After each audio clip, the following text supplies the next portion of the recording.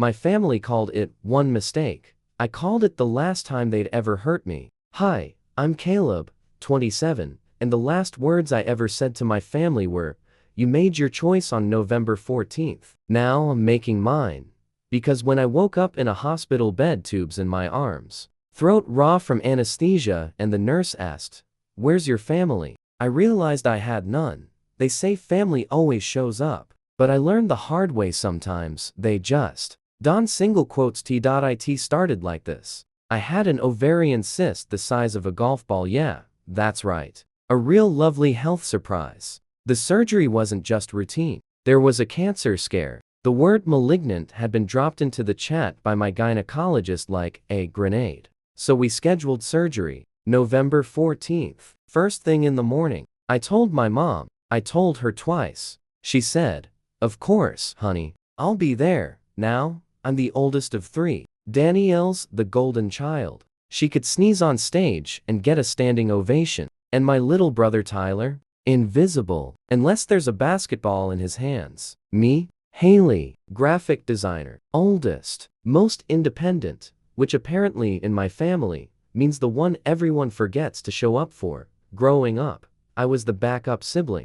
Broke my wrist in 7th grade, took myself to urgent care in an Uber. Graduated college, nobody came. Danielle had a show. My mom always said the same thing. "You're strong, Haley. You've always been so strong." Which, as it turns out, is code for you don't matter as much, but still, I showed up. Every game, every recital, every cupcake fundraiser. I was always there, because that's what you're supposed to do, right? So when it was finally my turn, when I needed them for once, I believed they'd be there. The night before surgery, I lay in bed, wide awake. My boyfriend Evan had to fly out for work, bad timing, but he asked me twice, "Your parents are coming, right?" "They promised," I said. A T for 30 a.m. I woke up, dressed, drove myself to Memorial Hospital, alone. I figured I'd check in first, and mom and dad would be right behind me. They weren't. 6:00 a.m. came and went, then 6:15, then 6:30. No calls, no texts. When the anesthesiologist asked, "Is your support person here?" I lied. "Just parking," I said. "You know how the garage is." At 6:55, they wheeled me into the OR.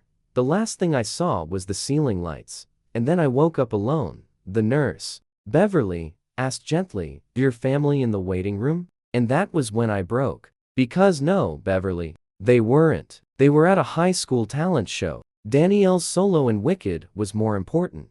I called her from recovery. She answered from backstage, breathless and cheery. "Oh my God, that was today." Then, "Can I call you later? I go on in 8 minutes." That was the moment. Right there. That was when I felt something inside me snap in a way that would never heal the same again.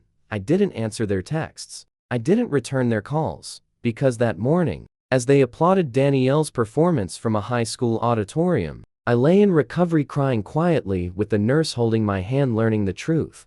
Sometimes family doesn't show up. Sometimes you have to choose yourself. And sometimes that means letting them go. 3 days after surgery, I was still moving like I'd been hit by a truck. Evan was a saint, kept the meds coming, held my hair when I got nauseous, even microwave soup I couldn't stomach. My phone stayed off the whole time. I didn't want to see, "How are you feeling?" Messages from people who didn't care enough to be there when it mattered. But on day 4, there was a knock at the door. Evan opened it and I heard her voice before I saw her.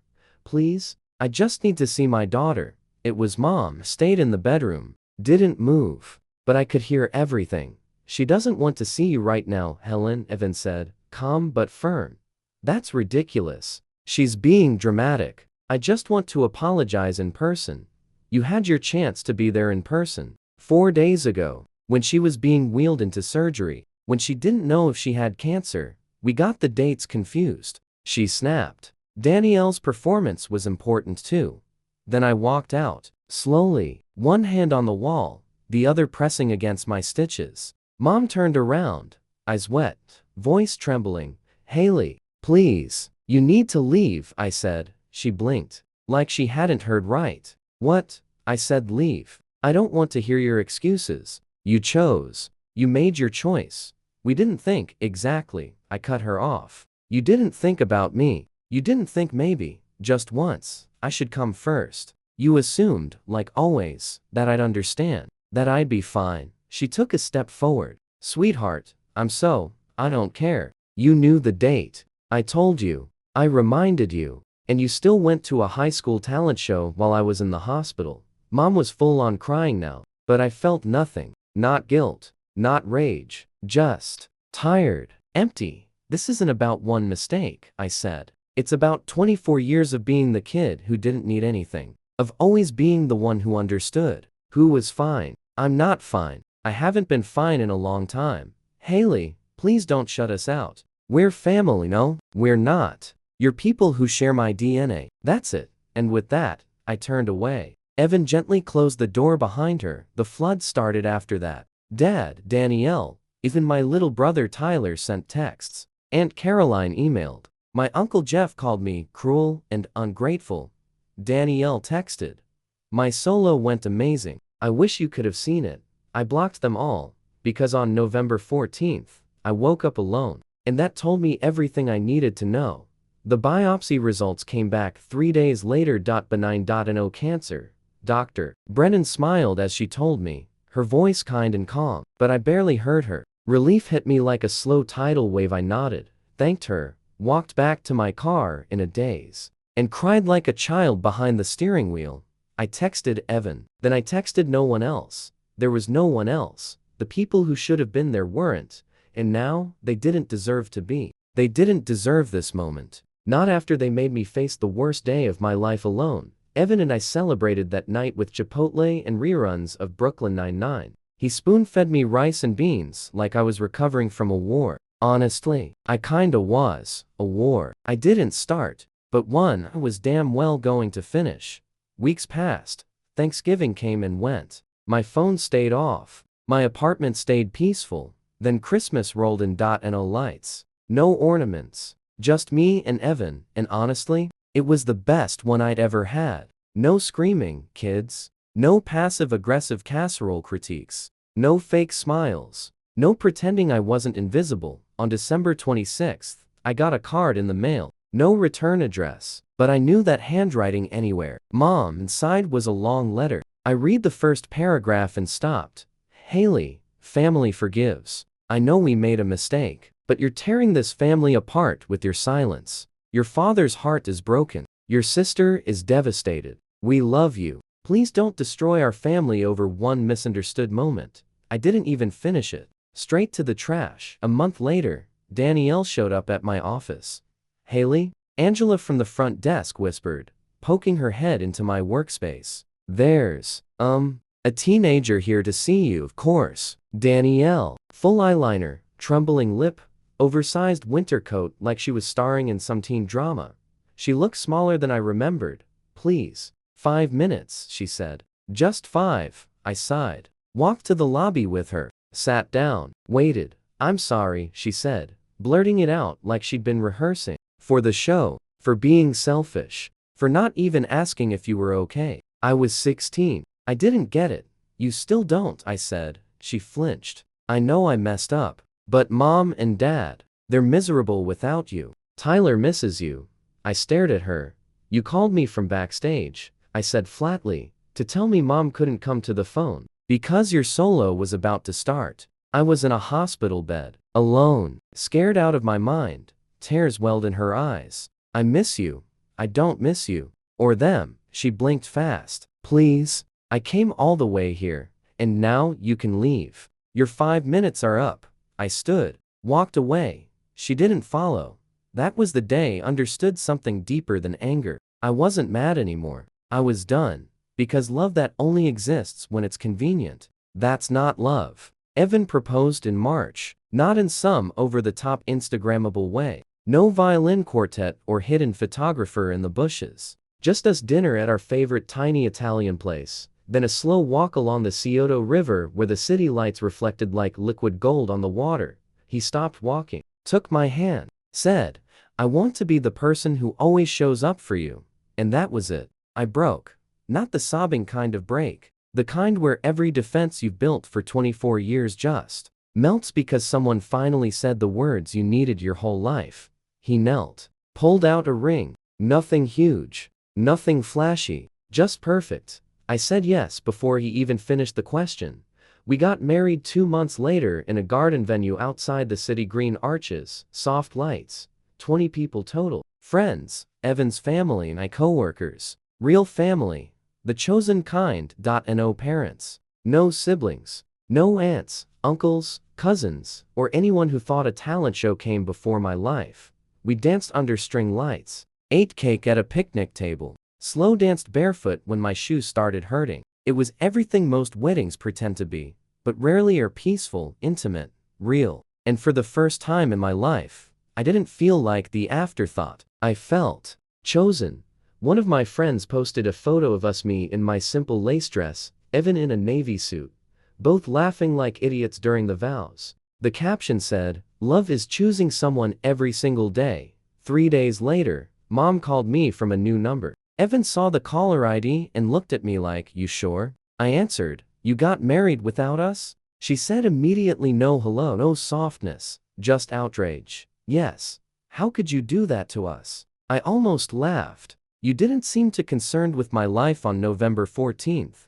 That was a mix-up." "No, Mom. It was a priority." She inhaled sharply. "We're your parents. You can't just erase us. You're strangers," I said quietly. "Strangers who share my DNA. That's all. You're being cruel. I'm being healthy. There's a difference." She tried again. "What about holidays? Family gatherings? When you have kids? You think this behavior is sustainable?" "Very," I said. "My children will never feel the way I did. Never feel like an afterthought. Never wonder why their grandparents don't show up."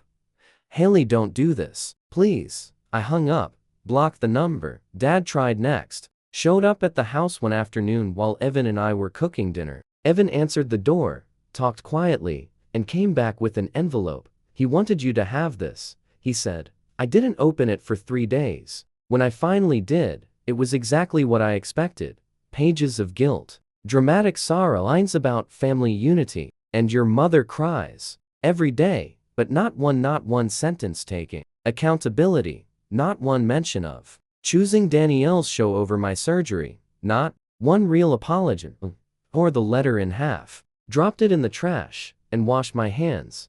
I thought that was the end of it. It wasn't. 2 months later, my aunt sent a message through LinkedIn because apparently nobody respects boundaries in real life when the internet exists. Her message: "Your mom has breast cancer. She's asking for you." And suddenly, everything froze. Not because I felt pulled back into the family. Not because my heart broke. Not because guilt rushed in. No, I felt nothing. Absolutely nothing. I stared at that LinkedIn message so long my laptop screen dimmed. "Your mom has breast cancer. She's asking for you." A younger version of me, the girl who begged for scraps of attention, who drove herself to urgent care with a broken wrist, who sat alone at her own graduation. She would have run straight to the hospital, but the woman I'd become. She remembered November 14th. She remembered waking up alone. She remembered calling Danielle and being told, "I go on in 8 minutes." She remembered the moment she realized she didn't have a family, she had an audience, and she wasn't their headliner. Evan found me staring into space that night. "You okay?" he asked softly. "My mom has cancer," I said. He paused. "How do you feel?" I took a long breath, waiting for the guilt to rise, the fear, the grief, the pull of obligation, waiting for something human to spark in my chest. But nothing came. "Nothing," I whispered. "I feel nothing," Evan nodded. Not judging, just understanding. "You don't owe them anything, Haley. She's still my mother. So were you her daughter?" On November 14th, that shut down the last of my doubt, and the truth settled in. Is a two-way street. Care is reciprocal, and trauma doesn't magically reverse itself just because the person who hurt you is now hurting. I didn't reply to my aunt. Over the next few weeks, she kept sending updates through different accounts. Stage 2. Starting treatment. She's asking if you'll call. She's heartbroken. She keeps saying she lost you twice. Please don't punish her like this. Punish. That word ignited something sharp inside me. I typed back one final message. She punished me first, repeatedly, for 24 years. I'm done. Then I blocked that account too. And I waited for the guilt. It never came. she completed chemo. Recovered. According to the last random message I received before blocking that account. She had privately hoped cancer would bring the family back together. It didn't. Because fear isn't a cure. Because pain doesn't erase the past. Because her illness didn't rewrite a single memory of me being shoved to the back of the line over and over again.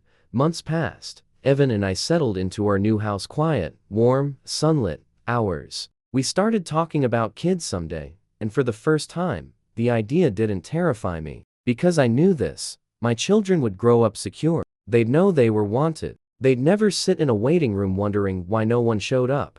Sometimes I'd catch a scent mom's perfume in a grocery aisle, or hear a song Danielle used to sing in the shower, and instead of longing, it felt like nostalgia for a life I imagined but never had. Then one evening, sitting on the porch, Evan asked quietly, "Do you ever regret it?" I didn't even have to think. No, I regret waiting that long. It was almost a year to the day after my surgery when the final attempt came. A letter, handwritten, blue ink on creamy paper, delivered to my work. Not my apartment, my work. The envelope had no return address. Just my name. Inside, 2 pages. My dad's handwriting. "Haley, I don't know how else to reach you. Your mother misses you every day. Danielle's been going to therapy. Tyler keeps asking why you won't talk to him. Your aunt said you blocked her too. We know we hurt you. We made a terrible mistake that day. But we are your family. Family deserves forgiveness. You're breaking your mother's heart. You're punishing us over one moment. Please come home. Love, Dad." No accountability. No direct mention of what actually happened. Just vague guilt, emotional blackmail, and a weaponized one moment. I took the letter home, showed it to Evan. He read it silently, then set it on the kitchen counter like it was something sticky he didn't want to touch. "They still don't get it," he said. Nope. That night, I sat down at my laptop and opened a blank document. I wasn't planning to send anything. I just needed to write it out to say what they never let me say out loud. Here's what I typed. "Dear Mom and Dad, you keep calling. November 14th. One mistake." It was T.it was the final confirmation of a lifelong pattern. Danielle mattered more. I was always expected to understand, to forgive, to be the strong one. When I broke my wrist, you didn't come. When I graduated, you didn't show up. Every performance, every tournament I was in the crowd. But when it was my turn, when I needed you, you picked a high school talent show. You weren't confused. You weren't forgetful. You made a choice. So I made mine. I don't miss you. I miss the idea of you. But that version of you never existed. Stop contacting me. There's no home to return to. Haley didn't send it. I didn't need to. Writing it was enough. But I did take the letter Dad sent, folded it neatly, and tossed it in the same junk drawer where I keep expired coupons and IKEA hex keys I'll never use. Evan and I talked that night about starting a family. Just an idea, a maybe. But for the first time, it didn't feel terrifying, because I knew I could be different. My kids would know love that shows up. I would never be a parent who watched their child walk into surgery alone. Never be someone who assumed, "You'll be fine," covered every betrayal. That summer, I changed my emergency contact at the doctor's office. From mother, Helen, to spouse, Evan. It felt like closing a door. A heavy one, rusted on the hinges. But once it shut, the silence felt peaceful, like home. About 6 months later, I was walking through Target on a random Tuesday grocery section, almond milk in hand, when I heard someone say my name. "Haley." I turned. It was Danielle. She looked different, older. Her hair was darker, straighter. She wore a plain hoodie, no stage makeup, no overdone smile. For a moment, we just stared at each other like strangers. Because honestly, we were. "I didn't think I'd ever see you again," she said quietly. "Same," I replied, almond milk still in hand, like it was some kind of emotional shield. She stepped closer. "I'm not here to beg. I wanted you to know I moved out. From Mom and Dad's. I've been living with a friend near campus." "Okay." I started therapy. I nodded slowly. "Good." She looked down at her shoes, then back at me. "You were right. About everything." Silence. "Haley," she continued. "I was so used to being the favorite. I didn't even realize how bad it was. Mom and dad still talk about you. Like you're just confused. Like you'll come back eventually. I won't. I know. Her voice cracked. I just wanted to say thank you. That caught me off guard. For what? For breaking the cycle. For not pretending it was okay anymore. For making me see how screwed up it was. It took you walking away for me to finally understand what we lost. I didn't respond right away, because the truth is, some apologies don't heal things. Some truths come too late, and yet, I saw it in her eyes. This wasn't performative. It wasn't a trap. She wasn't trying to get me back. She was just trying to say it out loud. Maybe for the first time. I hope you're okay. I said finally. I'm trying to be. We stood in the middle of the refrigerated aisle like two people from separate lifetimes bumping into each other in a dream. Then she smiled soft, sad, and walked away.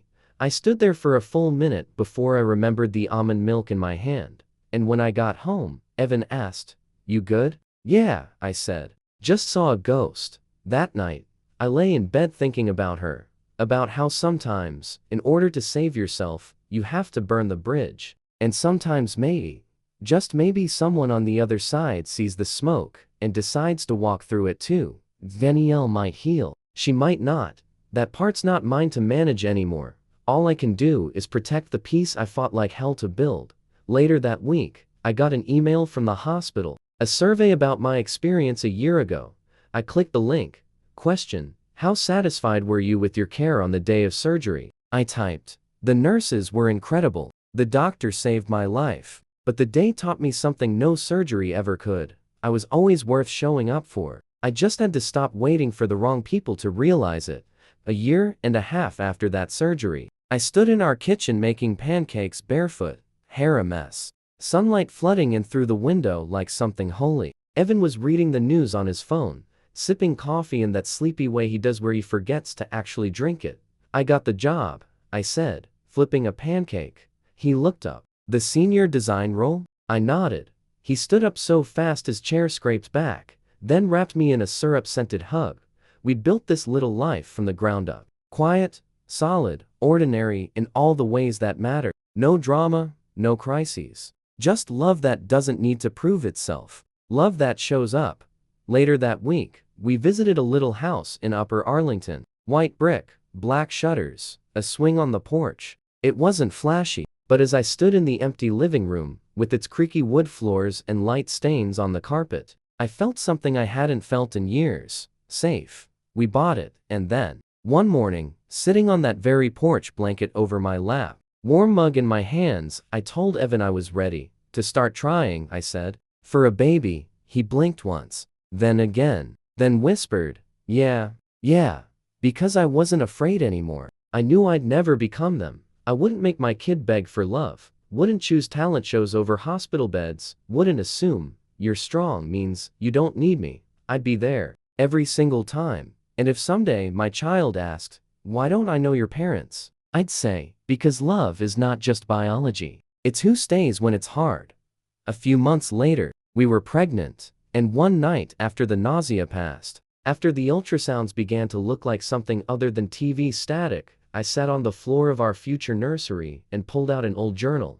I flipped to a blank page. Wrote at the top, "Things I will always do as your mom. Show up. Listen first. Never ask you to be the strong one, so I don't have to be. Celebrate you even when no one's watching. Apologize when I get it wrong. Choose you." Every time, I closed the journal and felt something settle in my chest. Not grief. Not rage. Not even closure. Just peace. I never called my parents again. I didn't send a birth announcement. Didn't post photos. Didn't explain, because some people think you owe them a second chance. But I believe in giving that chance to yourself instead. And as I held my daughter for the first time, her fists balled, her eyes impossibly wide, I whispered, "You will never wonder if you matter." She blinked, then latched onto my finger like she was claiming me right back. And just like that, I became the parent I never had. The kind who shows up. The kind who stays. The cycle ends with me, and I've never felt stronger.